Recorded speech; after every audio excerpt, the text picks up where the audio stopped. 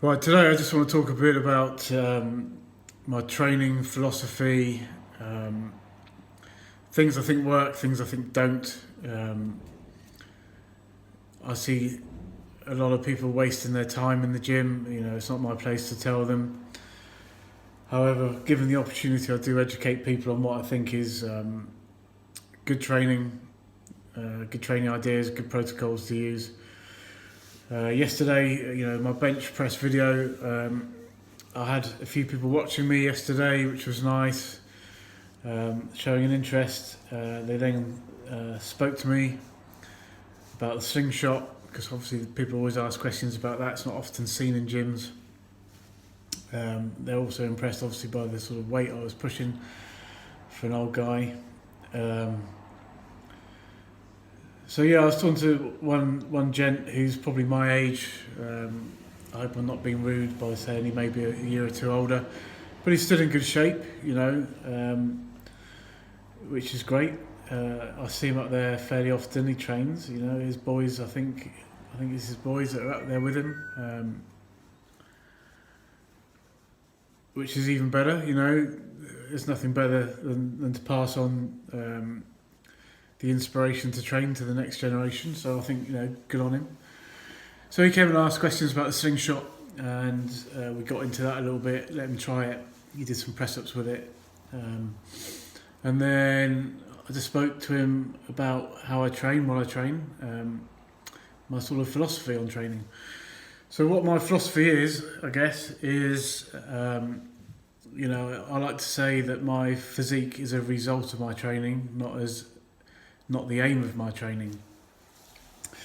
And that's really important, I think. And to unpack that a bit, I think if you train purely for aesthetics, you're not addressing the fundamental movement patterns that the body should be doing. And there's kind of 5 that Dan John recognises. Dan John, to me, is the ultimate writer and resource when it comes to strength training. He's an American strength and conditioning coach, powerlifter, Highland Games participant, big into his throwing sports. So, and a strength and conditioning coach at one of their colleges over there. A very, very good writer. He's got a fantastic style, a very common sense approach to training, something that I totally agree with. He recognises 5 movement patterns, I think it is, which is pull, push, squat, hinge, and loaded carry. Now, I mean, they're fairly self-explanatory. The hinge may not be. The hinge would be things like deadlift, kettlebell swing would fall into a hinge. Again, it's not often used. Most people don't hinge properly. I have to teach most people to hinge if I'm teaching them deadlift. Most people bend at the back rather than hinge at the hips. So that's one of the fundamental movement patterns. Push and pull, I tend to break that down slightly further. Push for me would be horizontal push, and vertical push. So horizontal push would be bench, something like that. Vertical push would be overhead lifting, whether military press with a bar or dumbbell or kettlebell or sandbag or whatever you like. The pull I would break down into vertical and horizontal pull. So horizontal pull would be bent over rows or dumbbell rows. Vertical pull would be pull-ups or pull-downs or some variation of any of those. So I just break it down into 7, I guess, rather than the 5. I mean, Dan John is on point, obviously, but it's just for programming. It's probably best to break it down slightly further. Squat, very obvious what the squat is. And the loaded carry. I've done a couple of videos on loaded carries. I am a big advocate for them. I think it's the best way to teach people how to brace and breathe at the same time. That's got a huge carryover when they start doing heavy, high rep squats, heavy, high rep deadlifts. The ability to stay braced whilst breathing. Because most people, when they brace, they stop breathing. And obviously, that's a serious problem if you're doing 20 rep squats with double body weight. You're going to pass out probably by rep 5. So loaded carries teach you that. It obviously big carry over to the core as well. You know, I don't believe in sit-ups and all that bollocks. They're more injurious to your back than most things. I believe using your core for what it's designed for, which is bracing. So when you're overhead lifting, deadlifting, squatting, all these things, your core is heavily in action. So don't waste your time with sit-ups and crap like that. It's just utter rubbish. You've all got abs, you've just got to get the fat off them, and then you'll see them. Yeah, so that's all I train. I train movement patterns. I don't train body parts as such. So I press, I pull, I squat, I hinge, and occasionally, not as often as I should, and I'll probably up that this year because I want to do a bit more conditioning, do loaded carries. I mean, loaded carries are great. You can do anything you want. 2 dumbbells, 1 dumbbell, 1 dumbbell carried like a suitcase, whilst you've got a kettlebell in the other hand overhead. You can really mix it up. You can do loads and loads of stuff with it. Great conditioning, great for the core. So, and the other thing I discussed with this gent was that I don't do any isolation exercises, so single joint exercises, or exercises around a single joint. Various reasons for that. You don't get much bang for your buck. Basically, you can't lift the weight you can on multi joint exercises.